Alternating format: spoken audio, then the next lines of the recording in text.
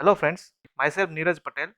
આ વિડીયો સેશનમાં આપણે જીએસઆરટીસી માટે છેલ્લે જે હેલ્પરની ભરતી કરવામાં આવી હતી તેમાં ટેકનિકલ ટોપિકને લગતા જે 50 પ્રશ્નો પૂછાયેલા હતા તેનું સંપૂર્ણ સોલ્યુશન કરીશું.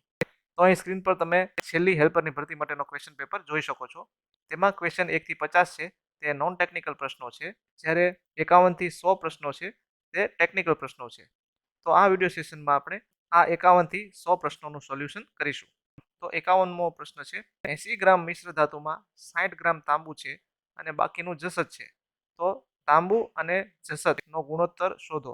તો અહીં તાંબુ છે તે 60 ગ્રામ છે અને જસત છે તે 20 ગ્રામ થશે.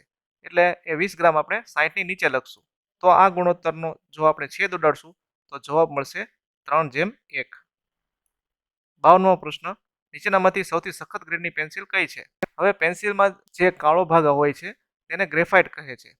તો એ ગ્રેફાઇટમાં જેમ જેમ બી ની વેલ્યુ વધે, એટલે કે 2B, 3B, 4B, 5B, 6B, 7B, તેમ તેમ પેન્સિલ છે તે સોફ્ટ બનતી જાય છે અને તે ડાર્ક બનતી જાય છે. અને જેમ જેમ H ની વેલ્યુ વધે, એટલે કે 2H, 3H, 4H, 5H, 6H, 7H, 8H, 9H, તેમ તેમ એ પેન્સિલનો ગ્રેફાઇટ સખત બનતો જાય છે. એટલા માટે આ પ્રશ્નનો જવાબ આવશે 9H. 53મો પ્રશ્ન છે, આકૃતિમાં દર્શાવેલા ટૂલ્સનું નામ જણાવો. તો આ ટૂલનું નામ છે ટ્રાય સ્ક્વેર. આ ટ્રાય સ્ક્વેરની મદદથી જોબની એટલે કે વર્કપીસની સપાટી એકબીજાને કાટખૂણે છે કે નહીં તે ચેક કરી શકાય છે. ત્યારબાદ 54મો પ્રશ્ન છે, આકૃતિમાં દર્શાવેલ કેવા પ્રકારની લાઈન છે? તો આ લાઈનનો જવાબ આવશે ડેશેડ થીક. ત્યાર પછી 55મો પ્રશ્ન છે, આકૃતિમાં દર્શાવેલ કેવા પ્રકારની લાઈન છે? તો આ પ્રશ્નનો જવાબ આવશે ચેન થીન. ત્યાર પછી 56મો પ્રશ્ન છે, બોલ્ટ કેવા પ્રકારનો જોઈન્ટ છે? તો બોલ્ટ છે તે સેમી કાયમી પ્રકારનો જોઈન્ટ છે. એટલે કે બોલ્ટ દ્વારા જે પાર્ટ્સ જોડવામાં આવે છે તેને આપણે ખોલી પણ શકીએ છીએ અને ફરી પાછા ફિટ કરી શકીએ છીએ. એટલે તે જોઈન્ટ છે તે સેમી કાયમી પ્રકારનો થશે. ત્યાર પછી 57મો પ્રશ્ન છે, આકૃતિમાં દર્શાવેલ રિવેટનો પ્રકાર જણાવો. તો આ રિવેટનું નામ છે સ્નેપ હેડ રિવેટ. ત્યાર પછી 58મો પ્રશ્ન છે, આકૃતિમાં દર્શાવેલ નટનો પ્રકાર જણાવો. તો આ પ્રશ્નનો જવાબ આવશે વિંગ નટ. વિંગ એટલે પક્ષીની પાંખ. તો આકૃતિમાં તમે જોઈ શકો છો કે અહીં બે પક્ષીની પાંખ જેવી રચના છે, એટલે આ નટનું નામ છે વિંગ નટ. ત્યારબાદ 59મો પ્રશ્ન છે, આકૃતિમાં દર્શાવેલ બોલ્ટનો પ્રકાર જણાવો. તો આ બોલ્ટની અંદર જે આ ઉપરનો પાર્ટ છે તેને હેડ કહે છે. તો આ હેડનો આકાર ષટકોણ છે અને ષટકોણનું અંગ્રેજી થાય છે હેક્ઝાગોન. એટલે આ પ્રશ્નનો જવાબ આવશે હેક્ઝાગોનલ હેડ બોલ્ટ. ત્યારબાદ 60મો પ્રશ્ન છે, પેટ્રોલ એન્જિનમાં 4 સ્ટ્રોકને યોગ્ય ક્રમમાં ગોઠવો. તો આ પ્રશ્નનો જવાબ આવશે સી. તો આ 4 સ્ટ્રોકમાં સૌપ્રથમ સક્શન સ્ટ્રોક મળે છે, ત્યારબાદ કમ્પ્રેશન સ્ટ્રોક મળે છે, ત્યારબાદ પાવર સ્ટ્રોક મળે છે અને છેલ્લે એક્ઝોસ્ટ સ્ટ્રોક મળે છે. ત્યારબાદ 61મો પ્રશ્ન છે, ડીઝલ એન્જિનમાં ઈંધણ શેના દ્વારા સળગાવવામાં આવે છે? તો આ પ્રશ્નનો જવાબ છે કમ્પ્રેસ કરાયેલી હવાના તાપમાન દ્વારા. ત્યારબાદ 62મો પ્રશ્ન છે, એસઆઈ એન્જિનનું પૂરું નામ શું છે? તો તેનો જવાબ છે સ્પાર્ક ઇગ્નિશન એન્જિન. ત્યારબાદ 63મો પ્રશ્ન છે, ટુ સ્ટ્રોક એન્જિનનો ઉપયોગ નીચેનામાંથી શેમાં કરવામાં આવે છે? તો ટુ સ્ટ્રોક એન્જિન છે તેનો ઉપયોગ સ્કૂટરમાં કરવામાં આવે છે. કાર, બસ અને ટ્રકમાં 4 સ્ટ્રોક એન્જિનનો ઉપયોગ થાય છે. ત્યારબાદ 64મો પ્રશ્ન છે, સિલિન્ડર બ્લોક શેમાંથી બનાવવામાં આવે છે?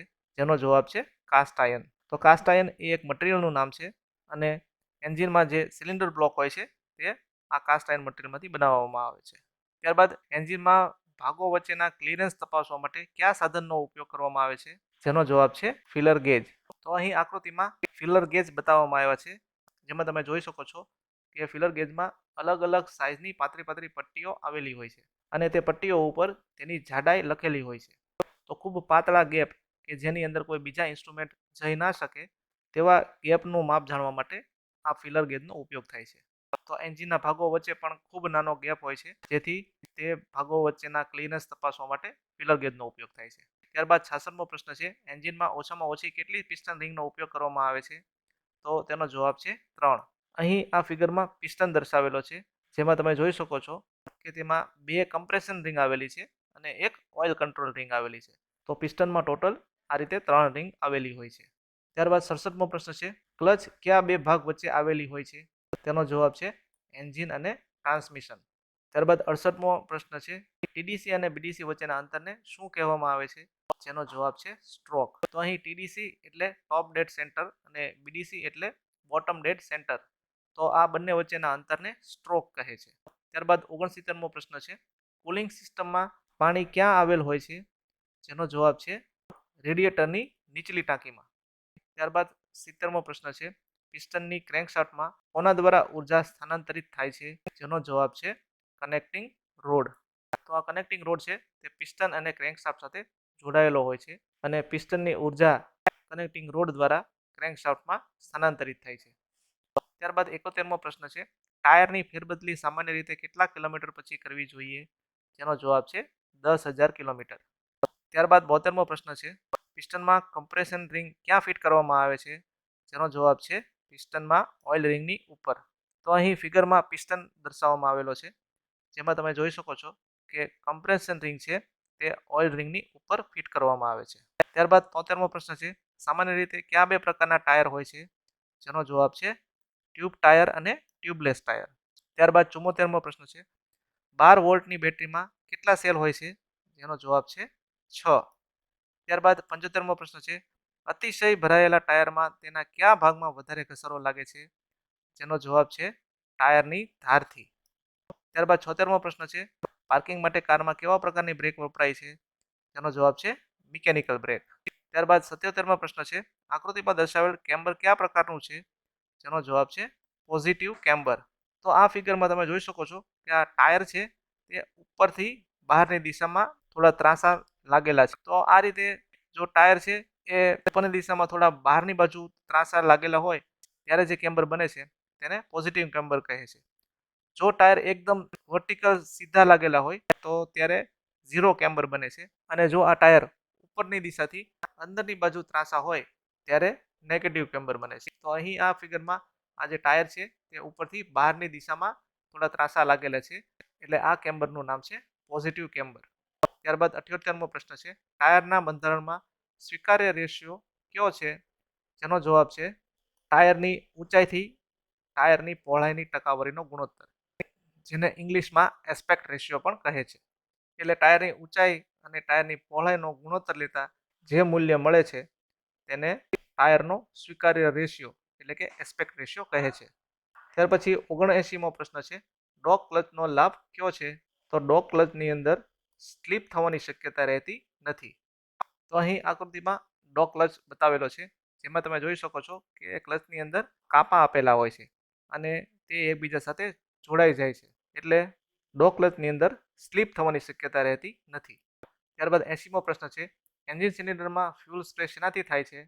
તેનો જવાબ છે ઇન્જેક્ટર. ત્યારબાદ 81મો પ્રશ્ન છે એન્જિન વધારે ગરમ થવા માટેનું કારણ શું છે? તો તેનો જવાબ છે ખામીયુક્ત રેડિએટર પ્રેશર કેપ, જેના લીધે એન્જિન વધારે ગરમ થાય છે. ત્યારબાદ 82મો પ્રશ્ન છે પિસ્ટનનો વ્યાસ શોધવા માટે કયા માપન સાધનનો ઉપયોગ થાય છે? જેનો જવાબ છે આઉટસાઇડ માઇક્રોમીટર. તો અહીં પિસ્ટનની આકૃતિ આપેલી છે જેમાં પિસ્ટનનો આ બહારનો વ્યાસ છે તે આઉટસાઇડ માઇક્રોમીટર દ્વારા માપી શકાય છે. તો આ પ્રશ્નનો જવાબ આવશે આઉટસાઇડ માઇક્રોમીટર. ત્યારબાદ 83મો પ્રશ્ન છે બેન્ચ વાઇસનો ઉપયોગ શું છે? તો આ પ્રશ્નનો જવાબ છે વર્કપીસ પકડી રાખવા. બેન્ચ વાઇસમાં વર્કપીસને પકડાવવામાં આવે છે અને ત્યારબાદ તેના ઉપર આપણે કટિંગ, ફાઇલિંગ વગેરે કરી શકીએ છીએ. ત્યારબાદ 84મો પ્રશ્ન છે લીસ્ટ કાઉન્ટ કેટલું? જેનો જવાબ છે 0.01 mm. લીસ્ટ કાઉન્ટનો અર્થ થાય છે ઓછામાં ઓછું માપ. તો માઇક્રોમીટર દ્વારા આપણે ઓછામાં ઓછું 0.01 મિલીમીટરનું માપ માપી શકીએ છીએ. ત્યારબાદ 85મો સવાલ છે ચીઝલનો હેતુ શું છે? જેનો જવાબ છે ચિપિંગ કરવા માટે. ત્યારબાદ 86મો પ્રશ્ન છે મેલેટ હેમરનો હેતુ શું છે? જેનો જવાબ છે નરમ ધાતુ પર ફટકા મારવા માટે. તો મેલેટ છે એ એક ટાઈપની હથોડી છે જેમાં તેનો હાથો અને હેડ બંને લાકડાના હોય છે એટલે તેનો ઉપયોગ નરમ ધાતુ પર ફટકા મારવા માટે થાય છે. ત્યારબાદ 87મો પ્રશ્ન છે ફાઇલ કયા મટીરિયલની બનેલી હોય છે? જેનો જવાબ છે હાઈ કાર્બન સ્ટીલ. ત્યારબાદ 88મો પ્રશ્ન છે એક્ઝોબ્લેડમાં ટીપીઆઈનું શું મતલબ થાય? જેનો જવાબ છે થ્રેડ પર ઇંચ. તો તમને ખબર જ હશે કે હેક્સો બ્લેડમાં દાંતા આવેલા હોય છે જેના વડે આપણે મટીરિયલને કાપી શકીએ છીએ. તો 1 ઇંચમાં કેટલા દાંતા આવેલા હોય છે તે ટીપીઆઈ વડે દર્શાવી શકાય છે, જેમ કે 25 ટીપીઆઈ, 30 ટીપીઆઈ વગેરે. જો આપણે 25 ટીપીઆઈ કન્સિડર કરીએ તો એ હેક્સો બ્લેડમાં 1 ઇંચની અંદર 25 દાંતા આવેલા છે. ત્યારબાદ 89મો પ્રશ્ન છે નીચેનામાંથી કયું કાયમી જોડાણ પ્રક્રિયા છે? જેનો જવાબ છે આપેલા તમામ, એટલે કે વેલ્ડિંગ, બ્રેઝિંગ, અને સોલ્ડરિંગ આ ત્રણેય પ્રક્રિયા દ્વારા આપણે કાયમી જોડાણ કરી શકીએ છીએ. ત્યારબાદ 90મો પ્રશ્ન છે, વેલ્ડિંગમાં વપરાતા ઓક્સિજન સિલિન્ડરનો રંગ શું હોય છે? જેનો જવાબ છે કાળો. તો ગેસ વેલ્ડિંગની અંદર બે પ્રકારના ગેસનો ઉપયોગ થાય છે. એક હોય છે ઓક્સિજન, જેના બાટલાનો કલર કાળો હોય છે, અને બીજો ગેસ હોય છે એસિટિલિન, જેના બાટલાનો રંગ મરૂન હોય છે. ત્યારબાદ 91મો પ્રશ્ન છે, ઇલેક્ટ્રિક આર્ક વેલ્ડિંગના હાનિકારક કિરણોથી આંખોનું રક્ષણ કોણ કરે છે? જેનો જવાબ છે વેલ્ડિંગ હેલ્મેટ સ્ક્રીન. ત્યારબાદ 92મો પ્રશ્ન છે, નીચેનામાંથી કઈ મશીનિંગ પ્રોસેસમાં સિંગલ પોઈન્ટ કટિંગ ટૂલ વાપરવામાં આવે છે? જેનો જવાબ છે ટર્નિંગ.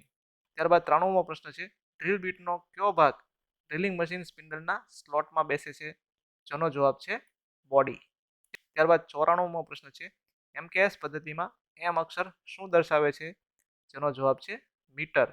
તો એમકેએસ પદ્ધતિમાં એમ નો અર્થ થાય છે મીટર, કે નો અર્થ થાય છે કિલોગ્રામ, અને એસ નો અર્થ થાય છે સેકન્ડ. ત્યારબાદ 95મો પ્રશ્ન છે, 1 કલાક બરાબર કેટલી સેકન્ડ? તો હવે 1 મિનિટ બરાબર 60 સેકન્ડ થાય છે, અને 1 કલાકમાં આવી 60 મિનિટ આવેલી હોય છે, એટલે ટોટલ થશે 60 ગુણ્યા 60, જેથી જવાબ આવશે 3600 સેકન્ડ. ત્યારબાદ 96મો પ્રશ્ન છે, નીચેનામાંથી સૌથી સારો વાહક કયો છે? જેનો જવાબ છે કોપર. ત્યારબાદ 97મો પ્રશ્ન છે, નીચેનામાંથી ઇલેક્ટ્રિક પાવર માટે સાચું શું છે? જેનો જવાબ છે P I²R, જેમાં P બરાબર પાવર થાય છે, I બરાબર કરંટ થાય છે, અને R બરાબર રેઝિસ્ટન્સ થાય છે. એટલે પાવર, કરંટ અને રેઝિસ્ટન્સનું રિલેશન P I²R દ્વારા દર્શાવવામાં આવે છે. ત્યારબાદ 98મો પ્રશ્ન છે, વેગનું સૂત્ર શું છે? જેનો જવાબ છે કાપેલું અંતર છેદમાં સમય. ત્યારબાદ 99મો પ્રશ્ન છે, જો કોઈ પદાર્થનું મૂલ્ય અને વેગની દિશા બંને ધરાવતું હોય તો તેને શું કહેવામાં આવે છે? તો આ પ્રશ્નનો જવાબ છે સદિશ રાશિ. તો સદિશ રાશિની અંદર પદાર્થનું મૂલ્ય અને તેના વેગની દિશા બંને દર્શાવવામાં આવે છે, જ્યારે અદિશ રાશિની અંદર ફક્ત તેનું મૂલ્ય દર્શાવવામાં આવે છે. ત્યારબાદ 100મો પ્રશ્ન છે, x/5 બરાબર 3/25, તો x ની કિંમત શોધો. તો x/5 લખીએ બરાબર 3/25 લખીએ. x બરાબર થશે 3 ગુણ્યા 5/25. તો અહીં છેદ ઉડશે, 55 એટલે આપણને જવાબ મળશે 3/5. તો આનું સાદુરૂપ આપીએ તો આપણને જવાબ મળશે 0.6. તો આ પ્રશ્નનો જવાબ છે એ 0.6. તો આ સાથે 51 થી 100 પ્રશ્નો અહીં પૂરા થાય છે. તો આ વિડીયો સેશનમાં આપણે જીએસઆરટીસીમાં છેલ્લે જે હેલ્પરની ભરતી થઈ તેમાં જે પ્રશ્નપત્ર હતું તેમાં ટેકનિકલ ટોપિકને લગતા જે 50 પ્રશ્નો હતા તેનું સોલ્યુશન કર્યું. તો હું આશા રાખું છું કે આ વિડીયો આવનારી હેલ્પરની ભરતી માટે તમને જરૂર ઉપયોગી થશે. તો આ વિડીયોને લાઇક કરજો, શેર કરજો, અને મારી ચેનલને સબસ્ક્રાઇબ કરજો. Thank you very much.